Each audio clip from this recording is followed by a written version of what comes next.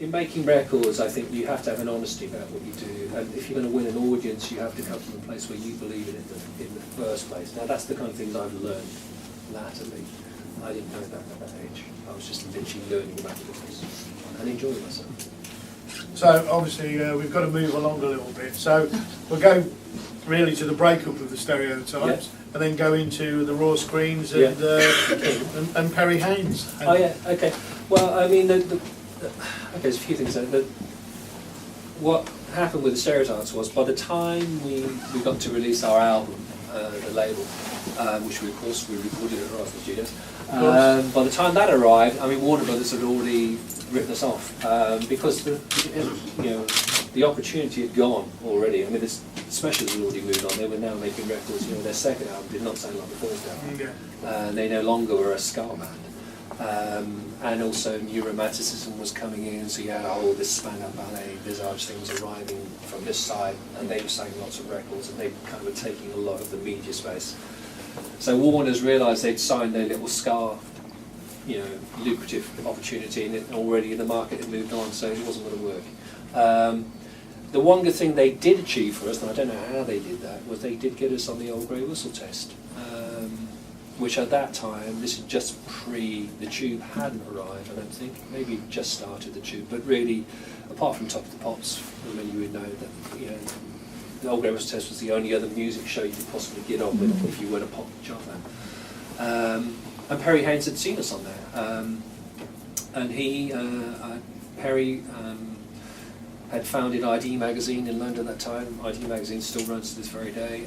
He'd come out of St Martin's Fashion School. He was very much a kind of a networker kid around town in London, very much part of that whole, he styled and dressed Spandau Ballet, and then Duran Duran came off the back of that. He termed the phrase New Romantics, he created that as a description of what they were. He was a very sharp cookie, and a media kid in London. He was still young himself, he's only about 5 years older than me. But in that era, and this era pre-social media, which is all more about networking and stuff, it was all important, who you knew and your contacts to it. And what I'd realised with stereotypes was, apart from that we were a bloody good band, we didn't have any allies. We never got any great press, we didn't have any radio support, so even though we could go around the country as an unknown band pretty much from Coventry, and we had residencies at the Marquee in London, we'd turn up in pretty much anywhere in London and pull in 300-400 people, same up in Scotland. Now you've sort of building a career off that in social media terms, that'll be enough to keep you going, but in this era, if you didn't have any press or radio, you were doomed. There was no network, and what I saw in Perry was a person who was connected in. And I thought, we need one of those, we need one of these guys for us. So he came along to Stereotypes. He actually wanted to manage the Stereotypes, but he came at a time as the group was falling apart. In fact, the first show I brought him to was up at the, I forget what it's called, it was a wine bar up in town next to the Rose and Crown. It probably isn't there anymore. And we used to play there, and I invited him along to this show. And Colin Haynes and Tony Wall had a fight. Literally at the end of the gig, we're all standing there, and they're on the floor, and Tony's just kicked Colin in the head, and Perry Haynes is looking at it thinking, oh fuck. The band was literally falling apart.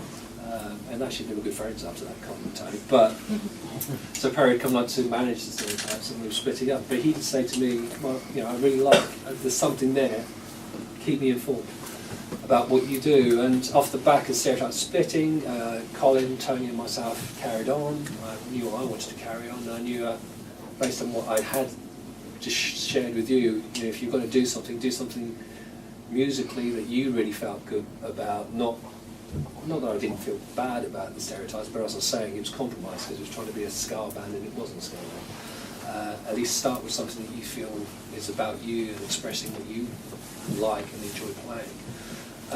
So we began to do that with raw screens, and there was a lot of experimentation. We had a trumpet player for a while, and it was very theatrical. That was me being an idiot because I could just come out of drama school, so I thought, yeah, let's dress up and be very theatrical. And it was wrong. And it took a while to strip it all away and discover what we were. And we did a lot of that in Golson Road, down at Jim Lansbury's dad's house in the attic. And we literally, thanks to the the social security for the guys being on the dole. We could rehearse 5 days a week. We did, and we were there 4 or 5 hours a day writing and rehearsing and just trying to get, and really drilled and rehearsed and drilled and drilled and became a really tight band, trying out different ideas, so that when we did shows, it was all about performance, because we just knew everything. It wasn't a case of thinking, oh, where's my note, where's I better go, what's the chords, and we thinking, what's the next word.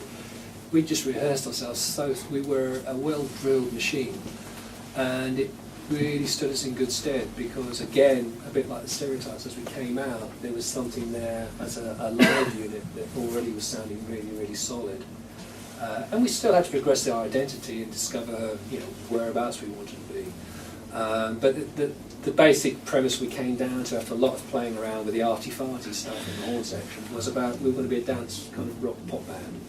And somewhere between Queen and somewhere between Prince, and that's where you got to King. And that's kind of where we saw ourselves fitting. And it was lean, it was muscular, and it was playing on the Coventry identity of what we were with the boot boy thing, and the image side of it was where Perry was very, very influential. Of course, he had that. He could distill a kind of sound of what we thought we wanted to be and make sense of that in a sense of a look. And so, very much the image of King was Perry's bad. He did come down with that. Very thankful to him for that. And he was very much a part of the group in that respect. He was the kind of fifth beat, the fifth kid. Was the manager. So tell us about the early days of actually. Obviously, you just explained the style and the look. Yeah. And obviously the songs and everything that you wrote most of the material, I believe. Yeah, we did, because it kind of just fell onto me to that. It's bizarre in a way. I mean, I was even writing with Reluctant Stereotypes. And as I said from the beginning, I'm not a musician. I wasn't a musician. I still don't consider myself a musician. I was always more about ideas and